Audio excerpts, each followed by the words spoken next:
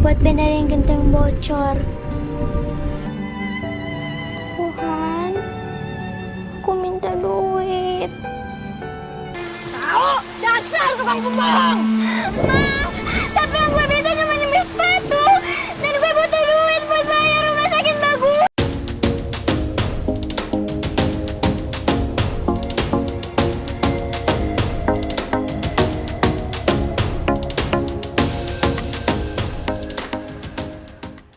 Hai semuanya, berjumpa lagi kita di channel The Cinema. Apa kabar kalian semua? Semoga dalam keadaan baik-baik saja.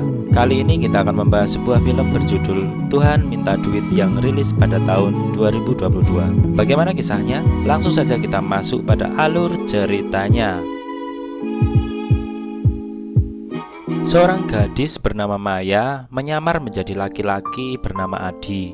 Profesinya sebagai tukang semir sepatu. Mengapa harus menyamar sebagai laki-laki? Karena di kalangan para penyemir sepatu, jika ada wanita di sana, orang-orang akan lebih kasihan pada penyemir wanita dan tentu orderannya akan lebih banyak. Maka para penyemir pria melarang wanita untuk ikut jadi penyemir.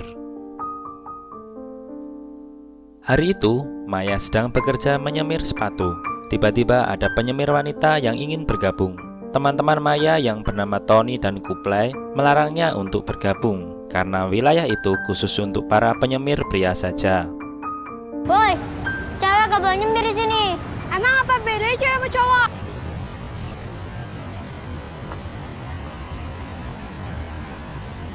Sekali lagi, gua lihat lu masih nyemir di sini. Hati-hati lo, Mak. Maya hanya tinggal berdua bersama Mbah Kedah karena beberapa tahun lalu ayah dan ibu Maya meninggal dunia karena kecelakaan lalu lintas. Yang selamat dari kecelakaan itu hanya Maya dan Mbah Kedah. Kondisi Mbah Kedah cukup memprihatinkan. Akibat kecelakaan itu kakinya pincang, sehingga Mayalah yang menjadi tulang punggung keluarga. Ayam bakar. Tak cukup duitnya, Mbah. Walaupun kondisi keluarganya kekurangan, Maya tak lupa untuk selalu menjalankan sholat. Dan dalam sholatnya, dia selalu mengulang doa yang sama. Tuhan minta duit. Meskipun doa itu selalu diulang Maya, namun tak kunjung juga Tuhan memberikan duit. Hal itu membuat Maya penasaran bagaimana cara agar doanya dikabulkan. Tuhan, minta duit buat benerin genteng bocor. Di sela-sela waktunya bekerja, Maya selalu menyempatkan diri untuk sholat. Teman-temannya menaruh curiga padanya karena jika sholat, Maya selalu memilih masjid yang jauh dan sepi. Hingga kali itu, kedua temannya mengikuti Maya. Ketika Maya sedang sholat, kedua temannya melihat Maya dari jendela. Maya takut ketahuan jika dirinya seorang wanita. Kedua temannya kemudian pergi meninggalkan Maya. Mereka mengira yang sedang sholat di dalam masjid itu bukan Maya karena memakai mukena. Tuhan, minta duit buat benerin genteng bocor. Si Adi kenapa sholatnya nggak di masjid ini aja ya? Hingga pada suatu ketika, Maya ketahuan membawa mukena dan sholat di tempat khusus wanita oleh Tony dan Kuplay. Maya sempat mengelak dengan alasan mukena itu milik orang lain dan dia baru pertama kali sholat di sana sehingga salah tempat. Lu sholat di tempat cewek. Suatu ketika, Mbah Kedah terjatuh di kamar mandi hingga pingsan. Maya kemudian meminta pertolongan tetangganya bernama Bang Bama dan beberapa tetangga lain di rumah susun untuk membawa Mbah Kedah ke rumah sakit. Dengan memakai gerobak, mereka membawa Mbah Kedah ke rumah sakit. Ibunya kenapa, Pak? Jatuh di kamar mandi, sis. Mari, Pak, dibawa ke IGD, Pak. Mbak juga selamat. Senajan aku urep gopo nek sikilku koyong gini. Ketika Maya selesai sholat, ternyata Tony dan Kuplay sudah di depan masjid dan memergoki Maya. Penyamaran Maya sebagai Adi akhirnya terbongkar.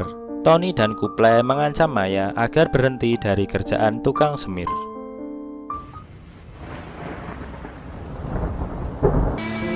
Lu ternyata cewek. Tahu, dasar tukang pembohong. Alamak, ada lagi nggak yang sakit?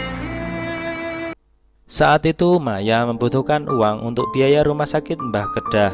tanpa sengaja ketika dia sedang berada di bawah pohon dekat rumah susun, tiba-tiba Maya tersandung sebuah tas yang dikubur di dalam tanah.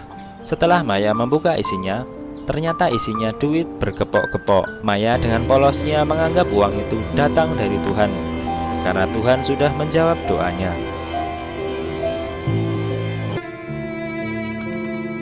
Tuhan, ini uang dari Tuhan. Usut punya usut, tas berisi uang tersebut ternyata milik seorang perampok yang melarikan diri dari kejaran polisi. Namun, dia sempat mengubur tasnya di samping rumah susun tempat Maya tinggal. Setelah dirasa kondisinya aman, sang perampok kembali ke tempat dia mengubur tasnya, namun tidak menemukan tasnya. Sang perampok sering nongkrong di warung kopi dekat rumah susun untuk mencari siapa yang sebenarnya sudah mengambil tasnya. Ini seminggu ini ada yang kayak mendadak, Mas.